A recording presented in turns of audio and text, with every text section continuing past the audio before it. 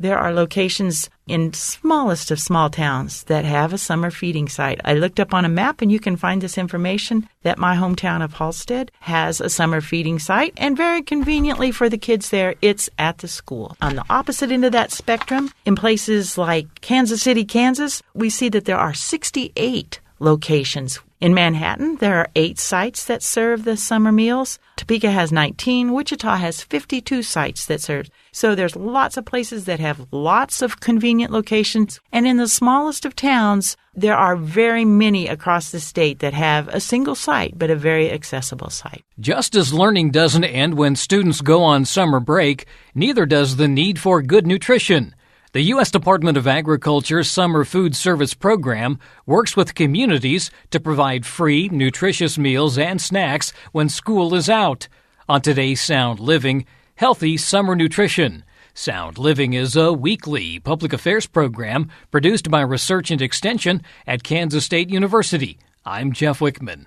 K-State Research and Extension Nutrition Specialist Sandy Procter says that Extension is playing an active role in helping communities, large and small, find partners that can provide summer meals for the families and children who rely on the breakfast and lunch programs offered during the school year. When summer's here and those meals aren't available, it's hard. It's hard for families to make ends meet. It's hard for kids to have enough to continue to grow and be healthy. And so it really has become a major focus across the country, and especially in Kansas, to make sure that communities across the state know about and sort of pick up that mantle of the summer food service programs. And just to point out how this is catching on, I think you said 1.4 million meals were served last summer, and they're looking to serve even more meals this summer. That's right, and that's in Kansas. 1.42 million meals in Kansas during the summer of 2018. And the goal this year is more than 1.5 million, and we know that those are necessary. The thing that's neat about it is there are so many community partners who have stepped up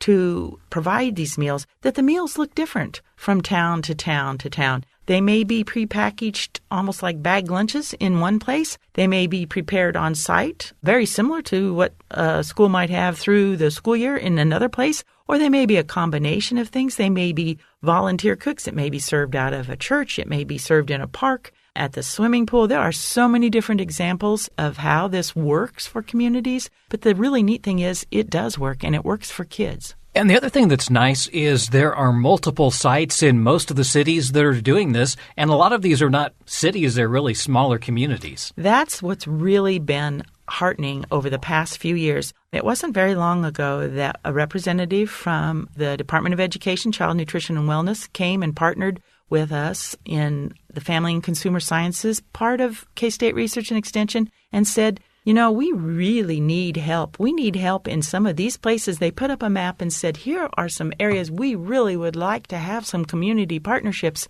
And you could just see agents in the audience going, that's me, that's us. We can make this happen. We've been wondering about this. And so K-State Research and Extension, along with a lot of other partners like harvesters and different agencies, Food Bank in Wichita, really working hard to make Kansas Appleseed an advocacy group to make these connections in communities so that these opportunities happen. And you're right. There are locations in smallest of small towns that have a summer feeding site. I looked up on a map, and you can find this information that my hometown of Halstead has a summer feeding site. And very conveniently for the kids there, it's at the school. So it's exactly where you'd think it would be. Kids are able to get there and have that summer meal. On the opposite end of that spectrum, in places like Kansas City, Kansas, we see that there are 68 locations for summer feeding. In Manhattan, there are 8 sites that serve the summer meals. Topeka has 19. Wichita has 52 sites that serve.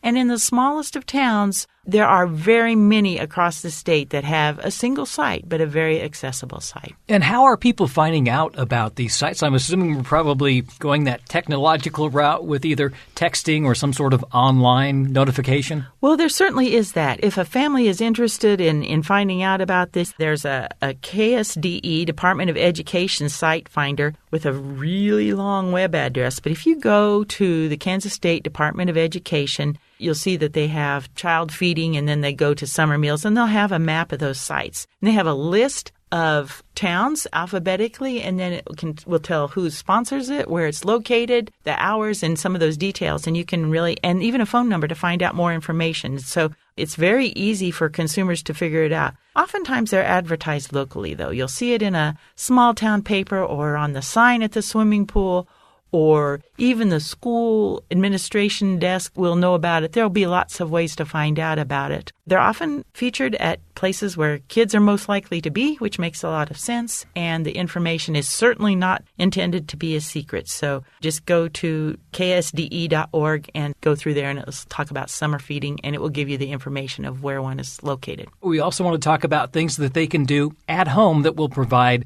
some lower-cost alternatives for the summer. There are a number of low-cost foods that also provide a lot of nutrition. And this is a good reminder for us. You know, fruits and vegetables are extremely important parts of healthy diets. They can be very filling for kids, and the crunch and the flavor is really attractive. And the beautiful thing about it, this is a time when they are most cost-effective. They are plentiful, and the variety is nice, and the cost is really reasonable in some cases. I'll give you an example. The other day I was at the grocery store, and I saw a coworker, and she was carrying 4 quarts of strawberries. And I said, "Are you having an event? It looks like a party." She goes, "I have 2 little boys. They can eat their weight in strawberries, and these are 4 for $5. So she said, "I can't beat that."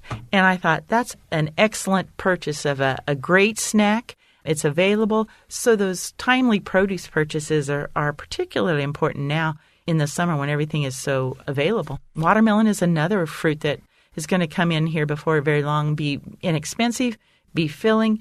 So keep your eyes open for some of those purchases, because snacks are important. We know kids get hungry, and to have them filling up on some of those healthful foods can really make a difference. Carrots, yogurt, cheese, all that kind of fits into this? Yeah, actually, I found a list of the top 20 healthy snacks, and all of those things you mentioned, Jeff, are all on there. String cheese, it's easy to keep on hand. It can kind of curb your salt cravings. 1 stick is only about 80 calories. It has protein, it has calcium, things that growing kids need, and they can be really cost-effective too.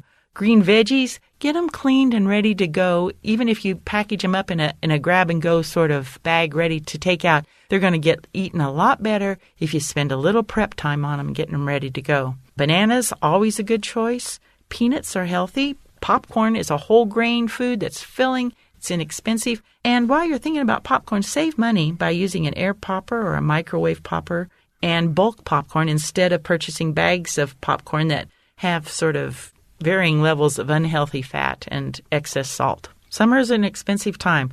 There's lots going on, and meals get sort of fragmented, and sometimes that makes it hard. And if we don't plan ahead, we're more likely to buy fast food or something. And so planning ahead, using some of those lower cost, maybe even cooler, less energy using options like crock pots or Instapots or microwaves are really going to help us save money, keep the heat down, and keep those meals on the table for a reasonable price. One of the things I noticed was beans of almost any type are inexpensive, and they are just loaded with protein and good stuff. And we think of beans as being a real wintry, heavy, chilly type thing, but you can have wonderful salads with cold beans, canned beans that are available right on top. The great source of protein, very inexpensive, and nicely filling so that we don't turn right around in an hour and feel like we're hungry, even if we did have a salad. But a salad topped with some of those high-fiber beans is going to be really nutritious and keep us satisfied until our next meal. Kind of along those same lines, canned tuna and salad also works. Yeah, I saw an ad the other day that I thought was really smart. It had packets of tuna, and it was talking about pack one and you're done, and it showed this person out riding his bike, across long stretches. You could just see the road going in the distance. And I was thinking, what a great food to have on hand for really high protein, easy to eat. You just pack a plastic fork and there you are. You're ready to go. And so those types of foods are available. Another one that's easy to do is hard-cooked or hard-boiled eggs and keeping those ready to go in the refrigerator. They're great nutrition. They're inexpensive. And they're nicely packaged. They're ready to go. Whole wheat bread and peanut butter, also probably a real favorite among young children. That's a complete protein, by the way. So it's a really nutritious snack, too. And, yeah, it's a time-honored one, but it can be a great one to have ready to go and to slip easily into a backpack or a beach bag as kids head out the door. I know that college kids survive on macaroni and cheese. Pasta is probably one of the least expensive things that you can purchase. It is, and we can always remember that whole grain pasta is pretty easy to make happen too. And then there's a lot of neat, healthful additions. It can be a pasta salad instead of macaroni and cheese, and you can add lots of fresh vegetables. We were gifted with 5 giant cucumbers this weekend from a family member, and so we've been already becoming, and before ours are even ready, they have a hoop house, and so they are ready to go. Already becoming creative with things you can do with lots of produce and just cutting up those cucumbers, having them ready to go in cucumber coins, ready to add to a salad. Even a pasta salad is going to be quick, and it's going to be cool and easy to prepare and makes a great snack as well as a meal item. There's all sorts of ways you can go when you've got some basics of ingredients on hand. And so that's a real plug, I think, for keep your pantry and your cupboards stocked as best as possible for quick meals this summer and a variety of snacks. And I would even expand that to say, have an area in your refrigerator that's set up specifically for snacks. Kids know to go there. You can package up, say, loose grapes or cucumber slices and have them ready to go so that they're easy to grab. It's going to keep the produce moving so that it doesn't get old on you. But it's also going to make available a variety of snacks, and it's going to keep your costs down and help your kids have a healthy choice any time of the day. And beverages don't have to be expensive either. You don't need to be buying pop and juice. You can really just get by with water and milk and tea, that kind of stuff. Well, and a really good way to make water even more delicious, if you need it, is to have just a quick addition of some sort of fruit. And you see a lot of time fruit-infused water, whether it's lime or lemon or peaches or berries, really adds a nice flavor to it. It's easy to do, and it helps us remember to drink more water because that's really important anytime, but especially in the summer. I like the idea of staying organized because that will help reduce and cut down on food waste. You'll be eating what you have. Yeah, and keeping it to the front and most likely to be eaten when it has a little bit of pre-prep. And so if one of your tasks is just keeping that snack box in the refrigerator sort of updated and ready to go and variety move through there, the kids are going to know where to go, and they're going to help you with suggestions, and they're going to help you by eating it and moving it through. And so healthy snacks like that are going to cost less than salty purchased snacks, and they're also going to do a lot more for nutrition. And what's nice about this is it's not only good for just the summertime, this is really a year-round food strategy. It really is. It's something that, and, it never hurts, whatever we can do to be organized. But it really is a good thing to do to set up that snack area. For one thing, it can kind of protect maybe your ingredients for the rest of your meals. If those are somewhere else and there's a snack area that kids know to go to, maybe, just maybe, they'll leave your whatever it is there for meal prep, and you can have it without being scavenged while you're off and away. The other thing is it lets kids know that there's something there, there's something available, and that reassurance and that availability is really important. Kids are going to be hungry. This is a hungry time of year. They're out being active.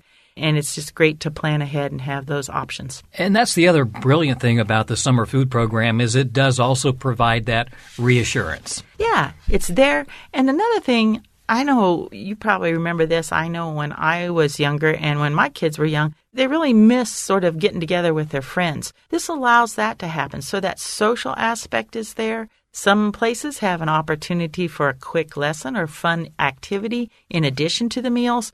But it really does give kids that reassurance that a meal's there. They're not going to go hungry. And for many kids, hunger is just too sharp of a reality. That's K-State Research and Extension Nutrition Specialist Sandy Procter.